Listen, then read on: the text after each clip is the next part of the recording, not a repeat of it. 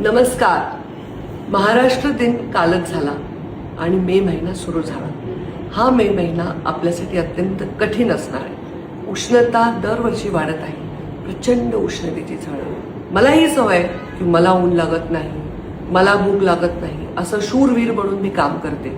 पण जेव्हा 2 दिवसामध्ये जालन्यामध्ये मी दौरा केला, भरोणामध्ये, मी रात्री घरी आले, पहाटे 5 वाजता उठून मला औषध घ्यावं लागलं. एवढा उन्हाचा त्रास झाला. आपण माझा चेहराही आज पाहत असाल तर आपल्याला चेहऱ्यामध्ये बदल दिसतोय. डोळे सुजलेले आहेत, डिहायड्रेशन होतंय, उन्हामुळे खूप त्रास होतोय.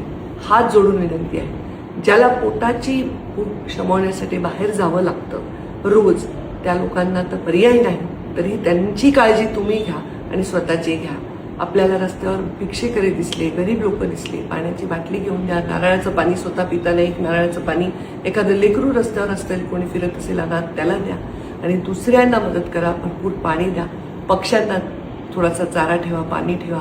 जे अनाथ जनावरं रस्त्यावर फिरत आहेत त्यांना काही खाऊ घाला, खास करून पाणी द्या. सगळ्यांची काळजी घ्या आणि स्वतःची काळजी घ्या. अत्यंत जीवनावश्यक गोष्ट असेल तरच बाहेर पडा.